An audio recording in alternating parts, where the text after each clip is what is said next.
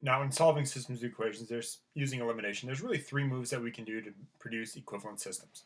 The options that we have that are going to make our lives a little easier are to switch any two equations. So we can move the order around. That's particularly useful if we have more than just two equations. It's not super helpful if you have two equations, but you can do it if you want. Another option is what we just did in the previous page, scaling an equation. So we multiply one of the equations by a number. We multiply it by 4 to get all opposite coefficients. And then we can add or subtract any two equations. Now we can do these multiple times, so we don't have to do these. It's not like you have to do 1, 2, or 3. You can use these multiple times throughout the steps. For switching equations, only switch 2 at a time. Same thing for adding and subtracting, only switch 2 at a time, or only add and subtract 2 at a time. So it is possible for systems of equations to have multiple one or no solutions. So having an understanding of what this looks like would help us visualize another piece of the puzzle to help us fully understand what we're actually dealing with here.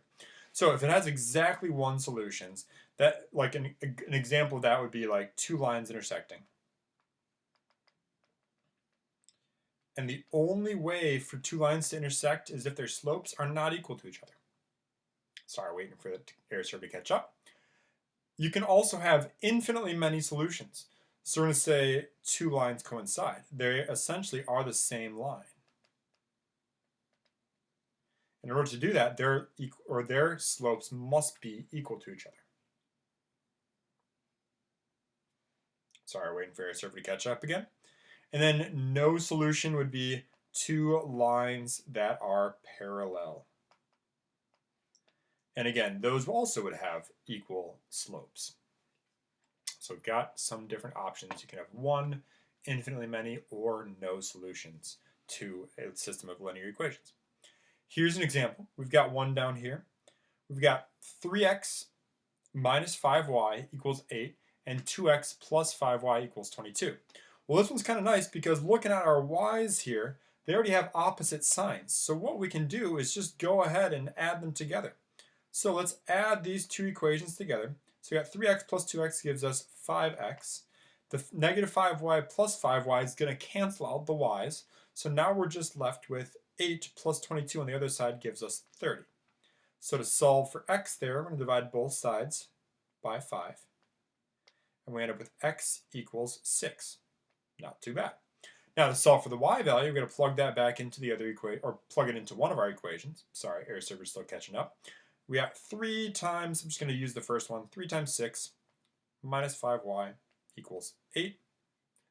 There we go. To solve for y, we got to keep simplifying. We got 18 minus 5y equals 8. Let's subtract 18 from both sides. We end up with negative 5y equals negative 10. Still waiting on error server. There we go. To solve for y, we're going to divide both sides by negative 5.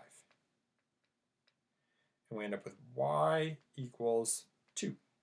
So our solution here is x equals 6, y equals 2. Still waiting on error server to catch up. Give it a second. Sorry. There we go. So we get an x value of 6, a y value of 2. Example 3, we got x plus 5y equals 10. We got 3x minus 10y equals negative 5. What I'm going to do is I'm going to take that first equation and I'm just going to multiply the whole thing by 2 so that we get the y's equal to each other. So we have, or equal and opposite I should say. So we got 2x plus 10y equals 20. So we distribute the 2 to everything. The other one's still 3x minus 10y equals negative 5. So we're going to add these two groups together. And we end up with 2x plus 3x gives us 5x. And then 10y plus negative 10y gives us 0y. So those cancel out, which is nice. So again, those cancel out. And then 20 plus negative 5 gives us 15. To solve for x, let's divide both sides by 3. We got x equals 5. It's a nice number. Now to solve for the y value, we got to take that x equals 5 and plug it back in. I'm going to plug it back into the, oh my goodness, I started getting ahead of myself. Wow, let's go back there. We're dividing both sides on that equation by 5. I started thinking about the answer, sorry. So we got x equals 3. So now we're going to go through and plug it back into one of the original equations. I'm just going to plug it into the first one.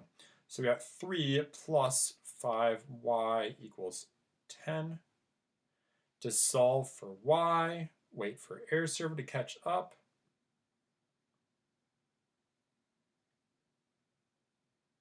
Wait for it. Keep waiting for it. There we go. Subtract 3 from both sides.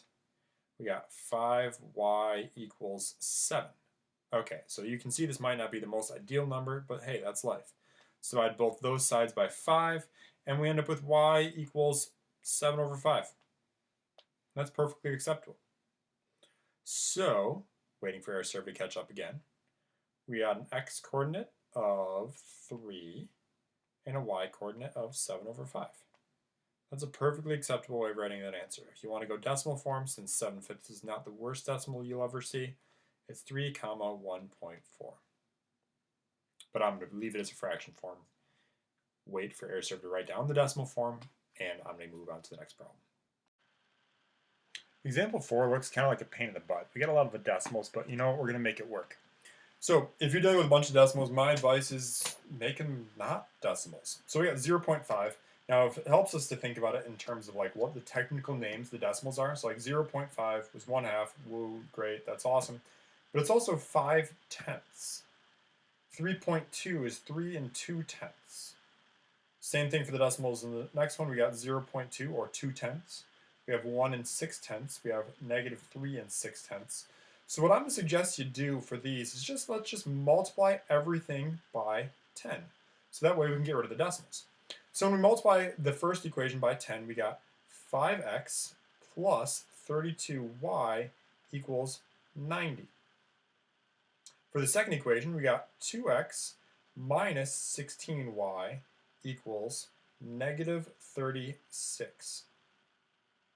Now from there, we got a little bit more manageable numbers. I'm going to focus on the y values. I'm going to multiply that whole second equation by 2. So we end up with 5x plus 32y equals 90, leaving that first equation alone. In the second equation, we got 4x, because we're distributing that 2, minus 32y equals -72. Now I'm going to take these two equations, we're going to add them together. 4x plus 5x gives us 9x.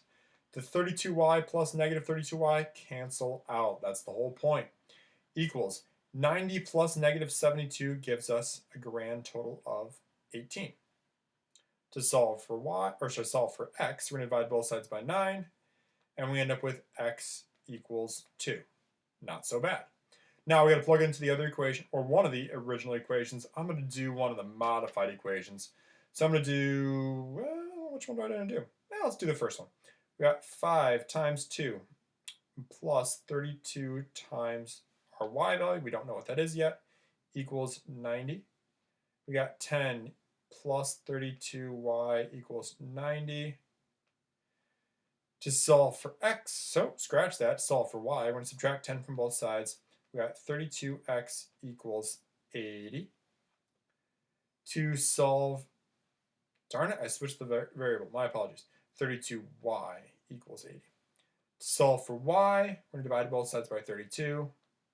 And we end up with y equals 80 over 32. Well, we got to think of two numbers. Sorry, waiting for our server to catch up.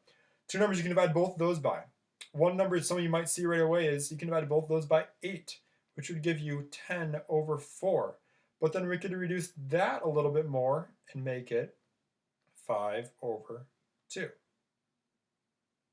Waiting for air server to catch up. So the reduced fraction we have there is 5 over 2. So our final answer, we have 2 comma 5 over 2.